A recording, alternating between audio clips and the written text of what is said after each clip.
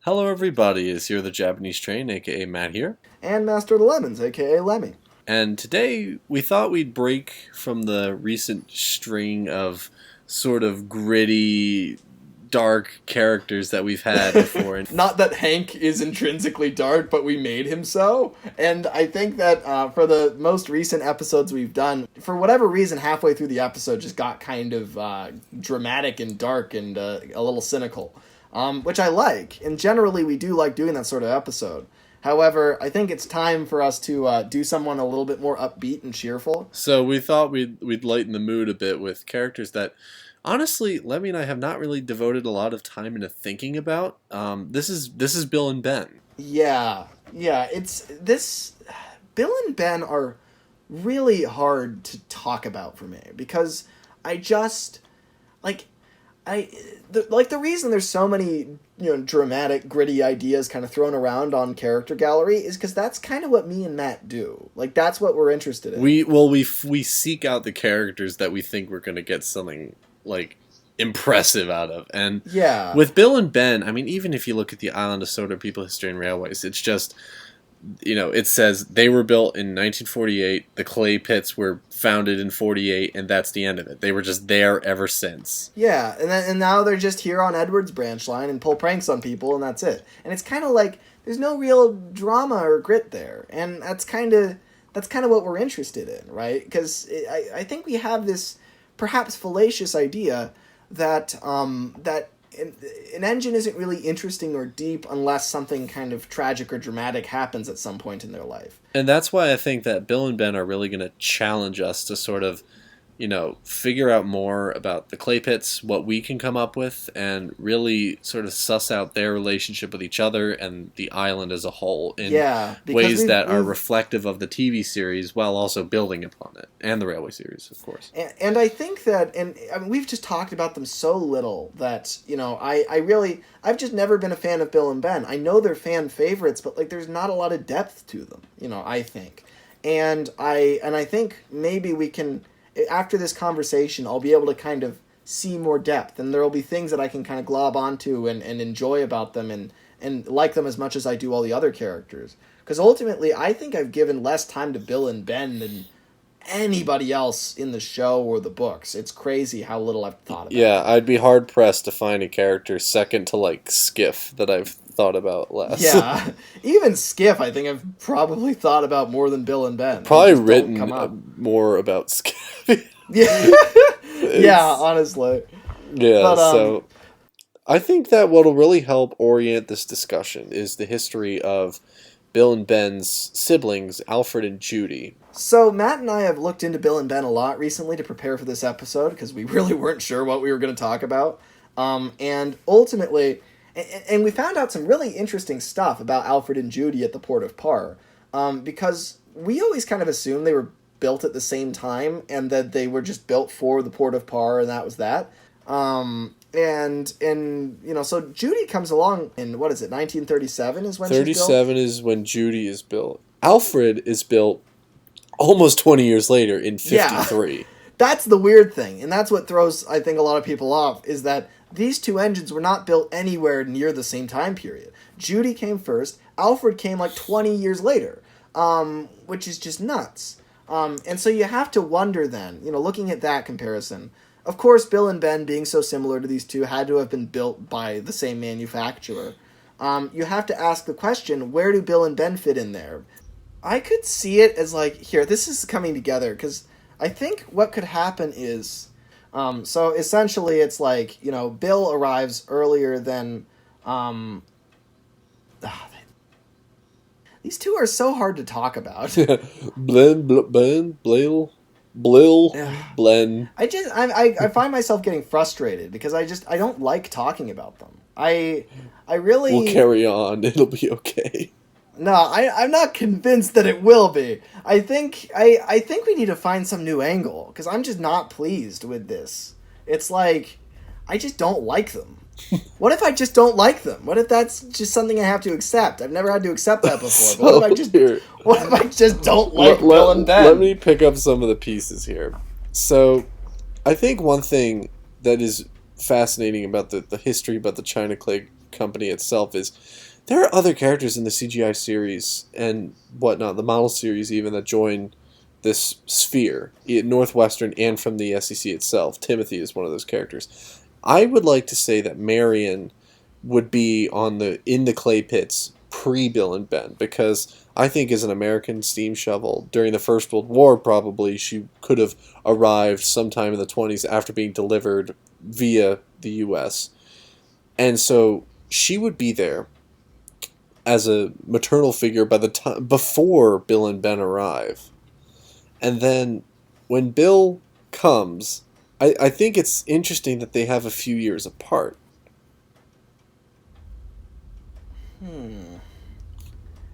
No, I got nothing. I don't. I don't know how you're. This is crazy. You've never been stumped. This is character gallery. I don't think I like Bill and Ben, Matt. I've never liked them. That's the thing. It's like these two. They're like the only characters, I think, that I've never had anything to say about. Like, you know what? I think let's roll with that. You think? Why not? Huh. How do we roll with that? So, well, we have other things we can talk about with them. All right. Well, how about this then? So, because I am quite frustrated with these two. I don't think that they are. I just don't have any interest in them. And maybe that's something to emphasize, you know? It's kind of like how people hate Billy because they think he's annoying. And so I think the way to fix that is to crank up the annoyingness to the point where, like, that's the point of Billy. Right. And so maybe the boringness of Bill and Ben, maybe the engines, maybe the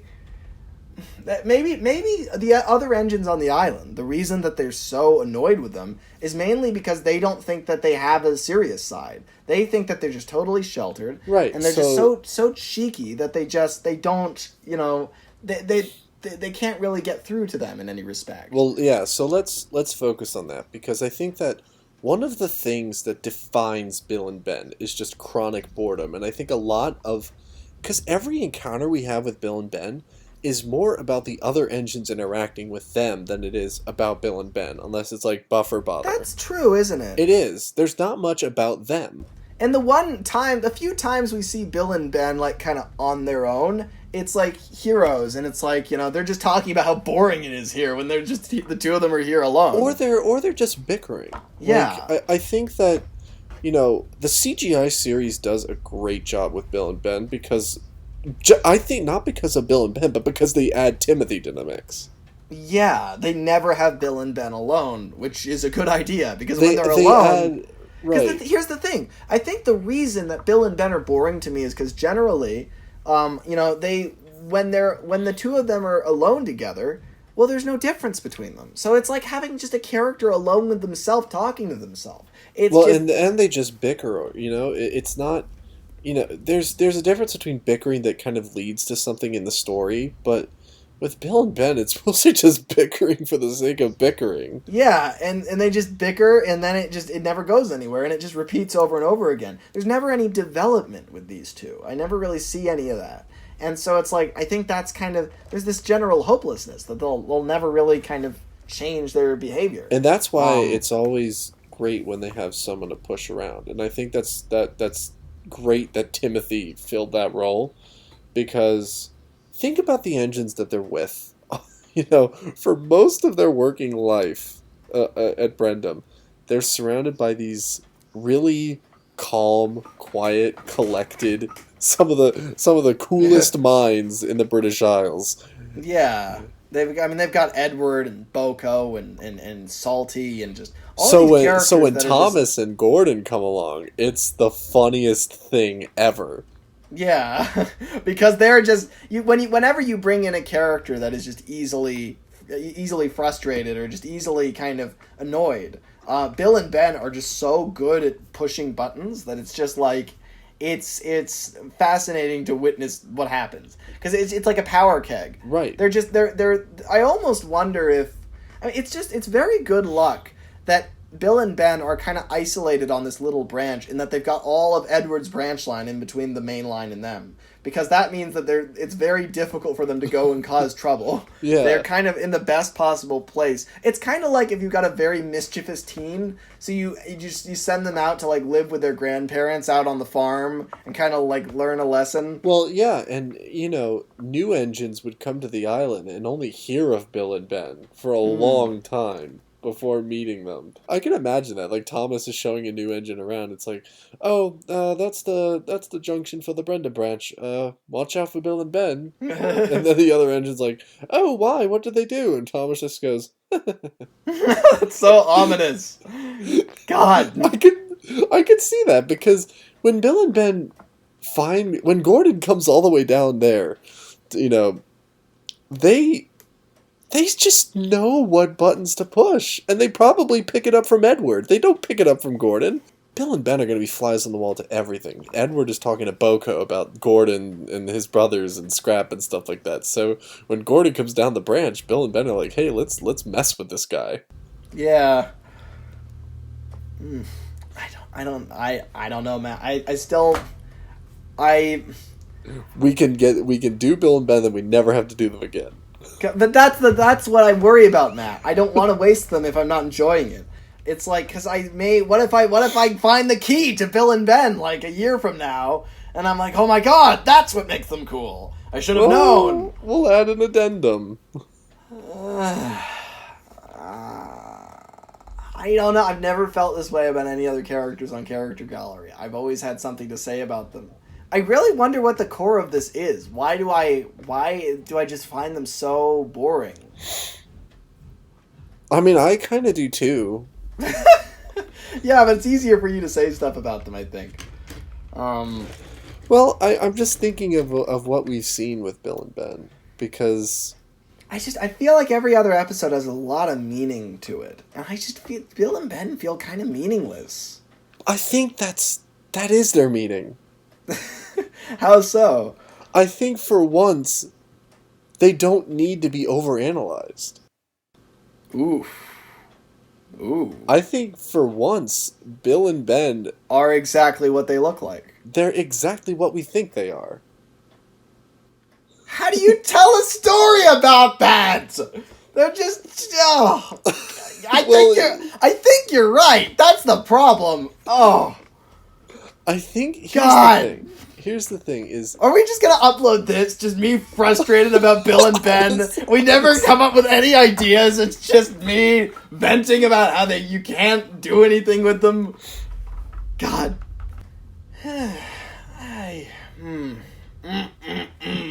You know what you could also... I mean, you think about the characters that they've talked to. Think about Bill and Ben during dieselization. Yeah, Boko... Derek, they don't go after them because they're diesels necessarily. They have this immature construct of what dieselization really is. I think it's also... I think that's what I would expect, but maybe on the other side, maybe Bill and Ben just aren't fazed by a lot. Maybe there's nothing that really scares them or makes them sad. I think Bill and Ben...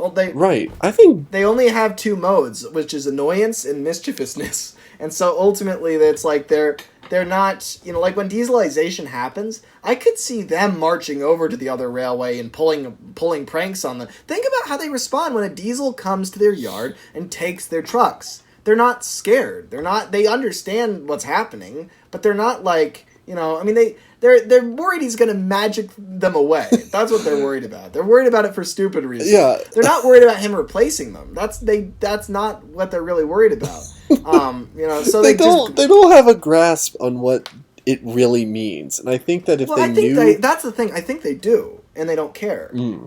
Like that's kind of what the sense that I'm getting, because I think that everyone assumes that they are just ignorant, and I'm not sure that they are.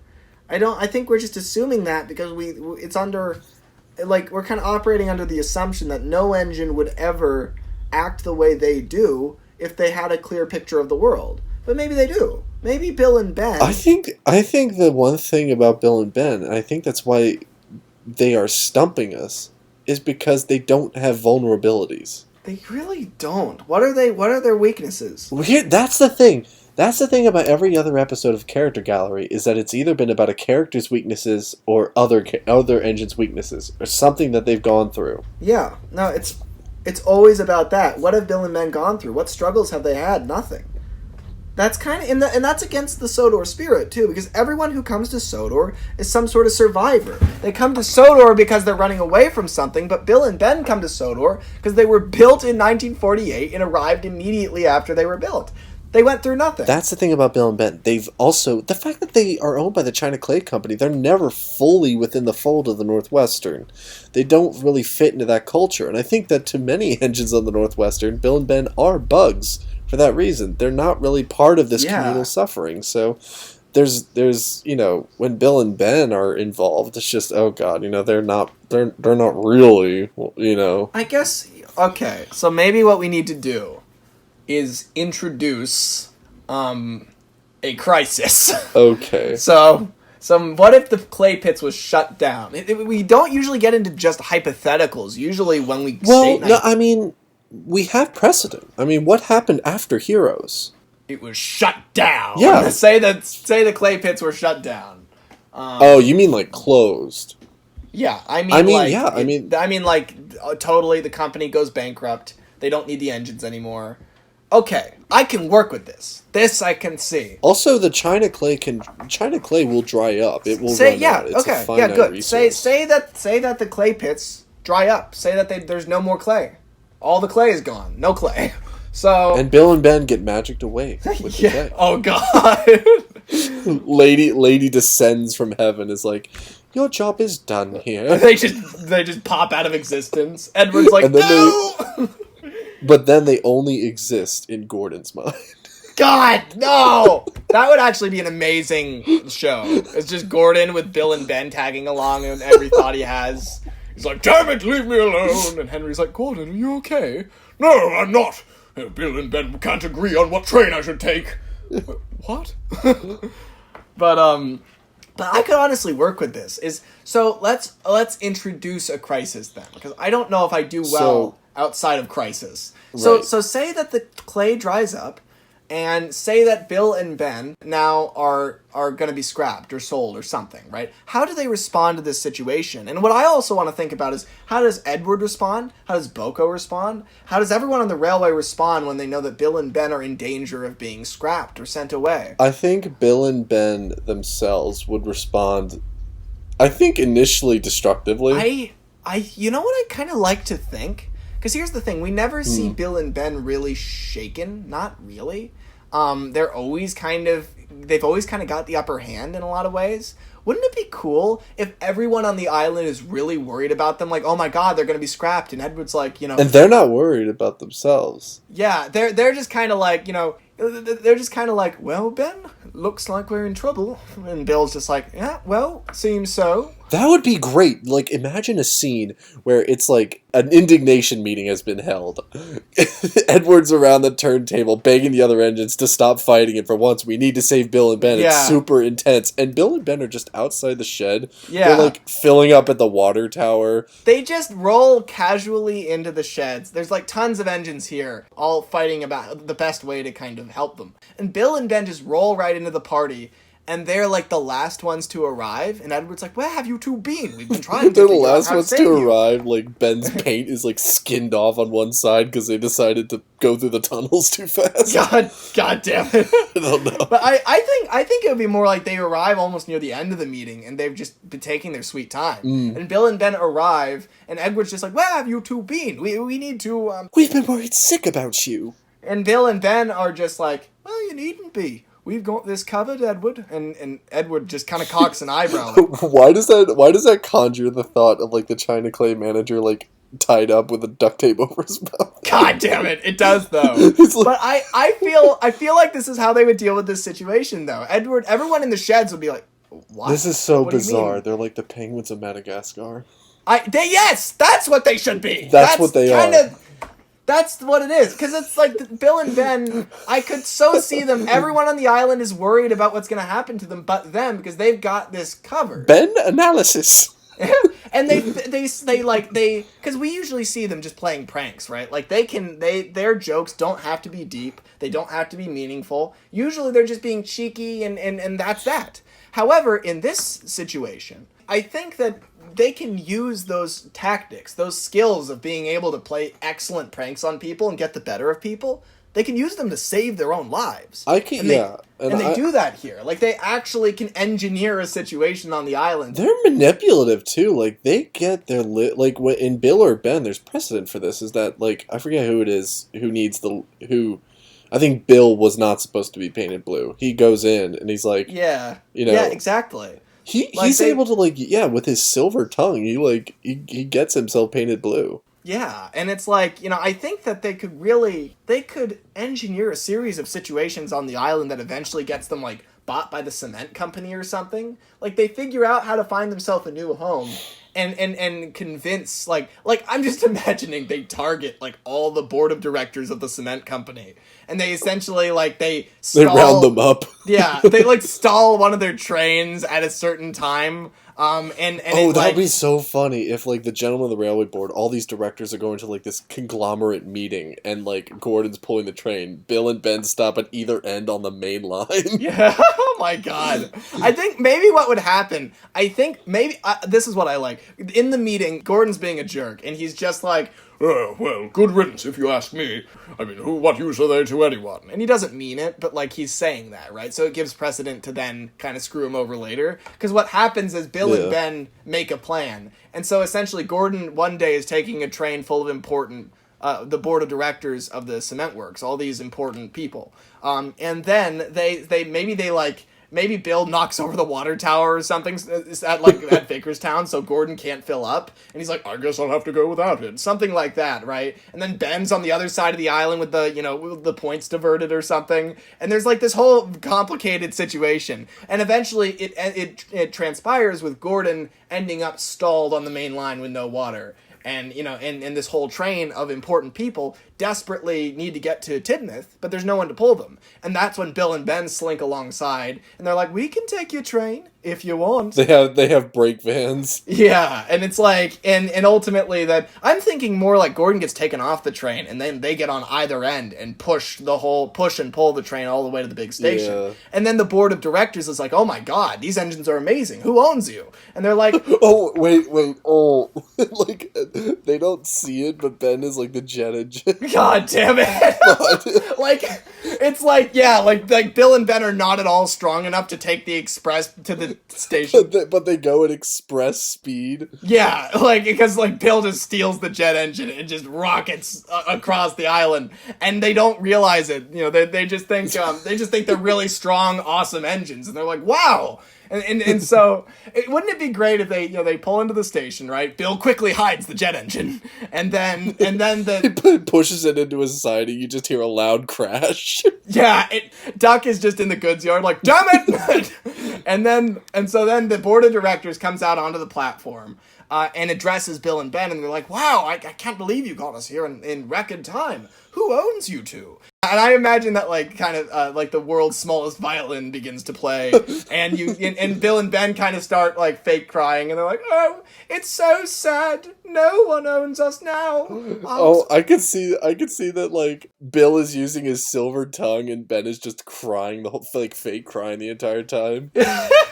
Yeah, exactly. And the whole Cement Works board of directors, it just feels so bad for them. They're like, "Oh, but such good engines to go to waste." Edward's on the other side of the station, not sure whether to be proud of them and impressed or very disappointed and annoyed. He's just kind of there, just like, "Oh my god, this is working." And so ultimately the board of directors finally decides, "You know what, we're going to buy these two engines." So they contact the clay pits, and they buy Bill and Ben, and they bring them to work with Fergus, and they work at the cement works. Do you think they become blue then? I don't know if that's the Cement Works' color. I think that's just what Fergus happens to be. Do you think they would just stay yellow? Yeah, I think they'd get rid of the Brendan Bay in the SEC, though. Yeah. I think it would be just, straight up, just yellow at that point, which would be kind of neat to see. Yeah. But ultimately, I think that would just be so great if, like, I mean, the structure of that story would be great because You know, the news would be, Bill and Ben would get the news. Then there would be this big meeting at Tidmouth because everyone cares about them. They slowly sidle in, and it's not a big deal to them at all. And then they just, the whole story, they are convinced that they're going to come out on top, and they do by the end of the story. And it's like they never waver the whole story. Like they have a plan, they execute it, and they find a new home. And you almost, maybe there's like a line at the end of the story where you like, that kind of suggests they might have done this before. Like this happened on the mainland at some point, and then they manipulated and pulled the strings to end up at the China clay pits. So like they've been to other railways, and whenever the work dries up, they pull the strings so they end up at another quarry. That could be a possibility. Yeah, I think it's their invulnerability that is really significant about Bill and Ben, and the fact that they can weasel in and out of any situation. Yeah. That's the thing. It's like the fact that they aren't phased, that they can understand the gravity of a situation, and yet they don't, it doesn't destroy them like it does a lot of engines. Like when Toby's work dried up on his old tramway, he was devastated and terrified. When Gordon lost, his family, or when Gordon was taken off the express, those are devastating moments. Bill and Ben realized the moments that other engines wish that they could have when they lost everything. Like, yeah. Oliver's escape is kind of a similar thing to what Bill and Ben do, except Oliver probably had to go through a lot of grief and suffering before he was like, all right, I'm finally escaping. Bill and Ben would have just done it the first night. Yeah, they would have, like, without question. That's kind of scary to have these two engines working for you. If a Diesel spotted them, they would have, like, shoved it in the siding. Yeah, they would have, or they would have done, I'm imagining just such a, they would like have dragged a line of Diesels with them. I think what it would have been, I don't think they'd use physical violence. I think that they would more trick them. They would. I'm imagining kind of the way that like Bugs Bunny will dress up as different characters. That's a really good analogy. Yeah, Bugs Bunny. Like that's kind of what they do. It's like Bill would show up on one side. Maybe he'd like get himself covered in coal or something, and then he'd be like, spare some change, and he's like pretending to be like Oliver Twist or something, and this Diesel's like, oh, you poor thing, and then Ben comes up on the other side. Something like that, where they manage to like kind of... They would literally be like rogues. They would be rebels. They would like... I could see this Diesel's coming down with this train of coal, and they're running low. And so they do this whole setup, and then Bill comes out on the other side, like, I'll need 2 trucks, please. There's this video I saw the other day. I don't know if you've seen it. It seems like the type of thing you might have seen, but maybe by chance. A man comes home to his apartment, and there's his landlord there, and he's asking him for the payment. And then the man basically does a bunch of chalk work on the wall to kind of calculate how much he's gonna... Because his landlord says, you owe me like $300. Oh, yeah. And the man is like, oh, no, I only owe you $17 here. And he like messes and fudges with all the calculations, and it always ends up as $17, but because he's like cheating with the math, and the landlord's like, well, that can't be, and then you try it this way, but he always finds a clever way to rewrite it in such a way that it's like it ends up looking the way he wants it to. That's kind of the feeling I get with Bill and Ben. It's like they're just perfect bullshitters. They would be excellent used car salesmen. They would just be perfect at that. Like, well, and this is why come down to Bill and Ben's used cars. Oh, God damn it. We promise they all have brakes. Oh, Jesus, no. God. Edward goes by. Ah! Oh, God. I could really see.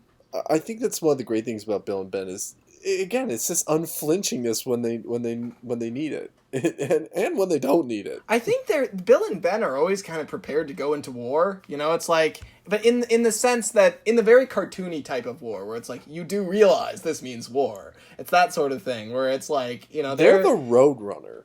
Yes, they are. They're every one of those cartoon characters that just escapes situations in a very clever, cheeky way. That's who Bill and Ben are. They're just so good at like avoiding conflict while at the same time totally acknowledging it. The Roadrunner knows that he almost got crushed by a boulder, but he doesn't freak out about it. He doesn't panic. He doesn't have a crisis. And what's funny is their charisma is also contagious because like, Timothy, an engine who has been screwed over by Bill and Ben so many times, still does their bidding. Yeah, because time and time again. Like he looks for the rainbow truck. Even though he already knows. I think to an extent, engines, whether they admit it or not, they can't help but respect Bill and Ben. Because Bill and Ben are so unflinchingly themselves, and no one can really push them around or make them act differently. And Right. if you try, if you're nice to them, then they'll play a few pranks, but everyone will laugh at the end of the day. But And that's why Edward and Boko are perfect for them, because Edward and Boko realize you can't change them. exactly, they accept them for who they are, and so Bill and Ben get along great with them. They play pranks, but that's just because that's their type of fun. And I think on some level, maybe that's why Bill and Ben bicker, is because it's not really negative. It's like it's their default. It's like just that. keeping up the excitement. Yeah, exactly. It's like they kind of want to play devil's advocate and they want to kind of bicker with each other, not because they genuinely don't get along, but because that's their way of showing love almost. It's like it keeps things interesting. It's like those two brothers that always spend their time play fighting. Like Yeah. they roughhouse all the time because that's just how they bond. Exactly. And so when they do the same thing to Edward and Boko and Salty and even Cranky, they understand that isn't an insult. That is them showing their love. That is the fact that Bill and Ben like them. It's kind of small, but like in one good turn, I always thought it was a little puzzling how when Bill and Ben are heading it towards each other head on, Ben just starts grinning. I think it's kind of like that. Yeah, and I think it fits there.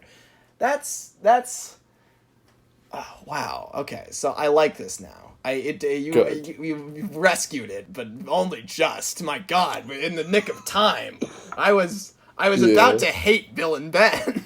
Don't hate Bill and Ben. Oh, God, only you could make me like them, Matt. Because I swear to God, it's like I've always found them so boring. But this is it. This is the way to approach it. Because I've always thought they're devoid of drama. They're devoid of understanding of the darker sides of life. But I think when I said the penguins of Madagascar, it really created a shift in my head. Yes, that's exactly what they are. Because I had to get on that level of humor. Exactly. Because it's like, it's the fact that it's like Bill and Ben cope with the seriousness of Sodor and the world and all the big issues that everyone deals with. They cope with them differently than everybody else. Everyone else either denies them because they're afraid of them, or they acknowledge them forthright, and so they're very dark, cynical characters. Bill and Ben know it's dark, but they kind of laugh in the face of it, which is very rare on Sodor. I think it's hilarious that through all this, we've kind of implicitly acknowledged that the Fat Controller is kind of keeping himself distant from owning Bill and Ben. My God. But understands they will be alright. Yeah. Because if he had them on his railway, he would be responsible for everything they got up to. Yeah. It's like this weird kind of middle ground where it's like he wants them to be okay, but also if he just outright bought them and fixed this, say when if the clay pits shut down. I don't want them to ever shut down. I wouldn't do that. But it says what would happen if they did. Yeah, it's like a good hypothetical to kind of show us like how do Bill and Ben actually respond to conflict, and I think we finally have our answer, which is very well. They can deal with it, quite easily, and treat a dire situation like it's a joke, and just laugh in the face of it. I could see Bill and Ben like literally meeting the Grim Reaper and then playing pranks on him and like getting him to go back to hell somehow. Like that's who Bill and Ben are. And I think when dieselization rolls around, they know exactly what's happening. They know what's going on. But at the same time, they just aren't freaked out by it in the slightest. I think maybe in a way, it's because Bill and Ben kind of always have each other's backs. They bicker, they argue, they do all that, but it's like, when the chips are down and they've got to deal with some big bully, or they've got to deal with a big problem like the clay pits shutting down, they are in each other's heads. They don't have the emotional burden that Donald and Douglas have, because by being unfazed, they don't get traumatized. And I think too the fact that Bill and Ben, on some level, they're really not loyal to anybody. And that sounds like a bad thing, but it really isn't. It's just like that's not how they process relationships. And so they don't have any loyalty. And that's the thing I think that made Donald and Douglas so vulnerable. Because they were loyal to their old railways. And then they were totally betrayed and their whole families were scrapped. And it was devastating, right? Bill and Ben, if the clay pits turned on them tomorrow, they'd be like, well, time to go on the run again. And they're a little bit excited about it. They're kind of like, all right, a new chapter in our lives. I think ultimately, like, they have friends, right? But I don't think they have loyalty to railways. They're one of the few engines that could die with a smile on their face. I could honestly see that, where it's like, Like if life finally caught up to them and Bill or Ben were, finally scrapped. Yeah, I think that they would be like, it was one hell of an adventure, and that would be what they would think about. That would be what they would focus on. Their life is just one never-ending joyride. Exactly. That's really what it is, And even the hardest of times, they get through with a smile on their face because they grab life by the horns and just have as much fun as they can in any given situation.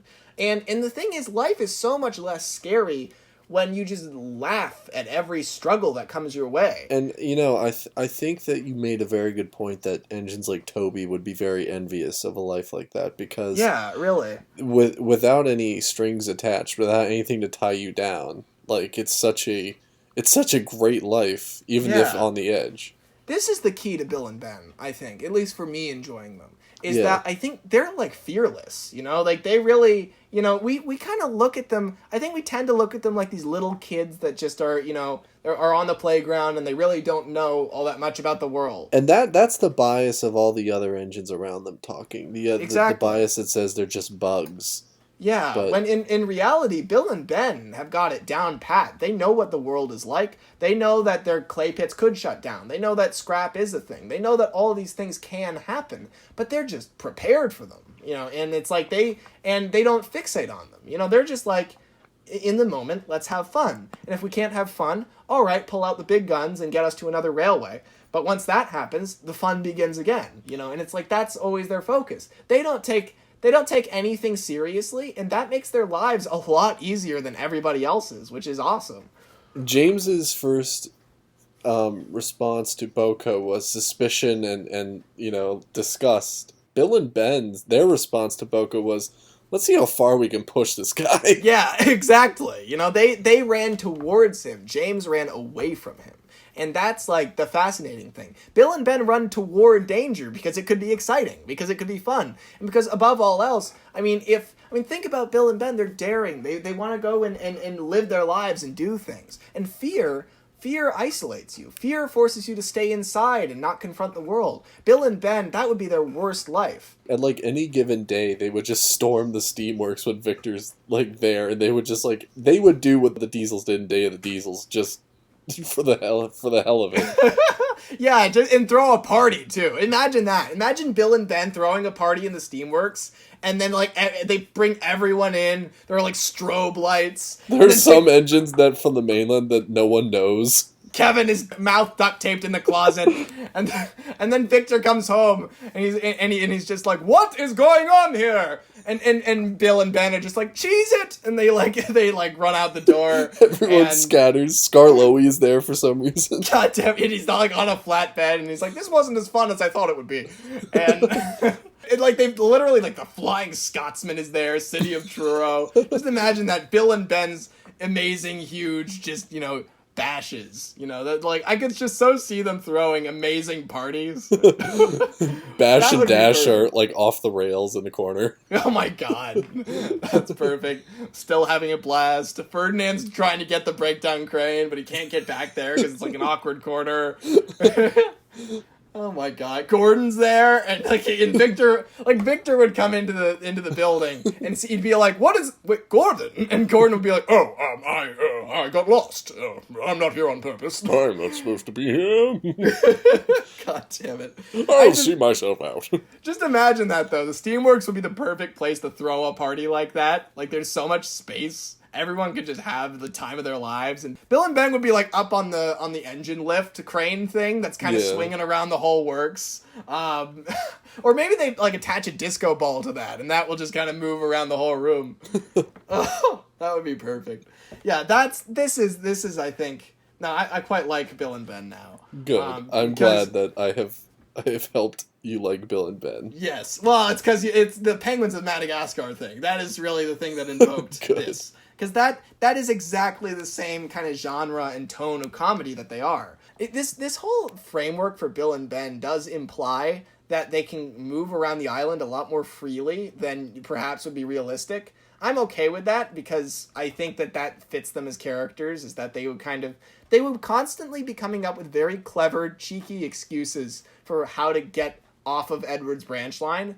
I'm seeing Edward a bit kind of like their kind of overprotective mother that's like, you've got a curfew, you simply can't. I do think any time that we see them on the main line, they've escaped somehow. Yeah, they're sneaking out their bedroom window using a bunch of bed sheets tied together to get down to the ground floor and run away to the local party.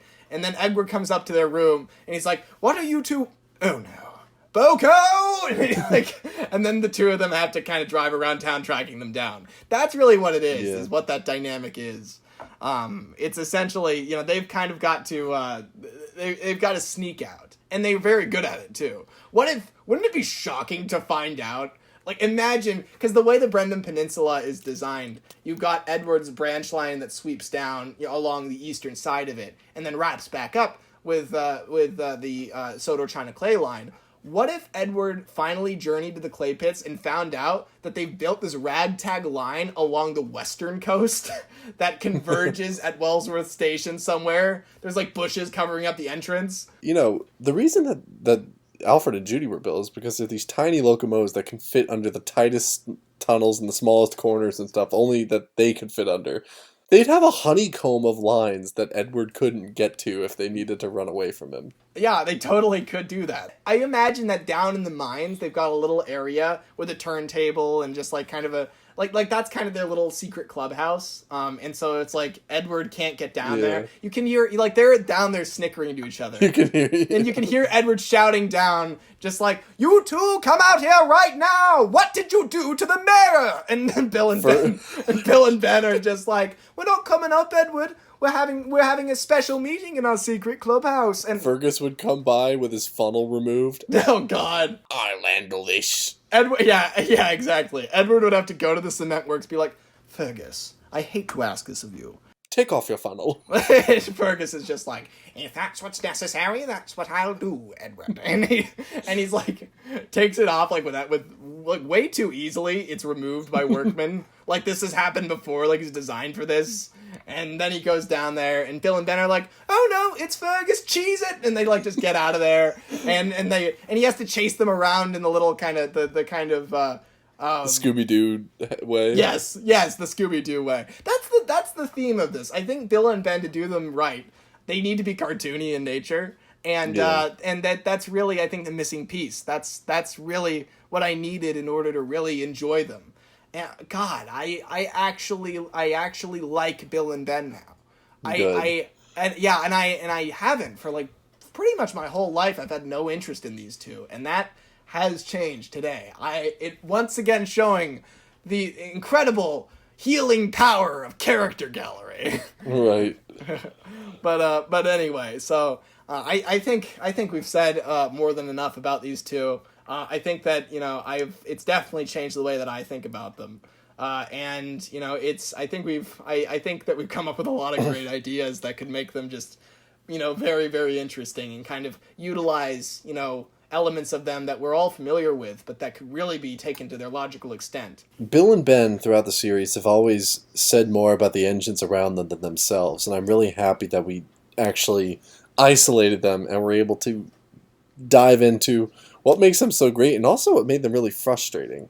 Yeah. To sort of crack really. That.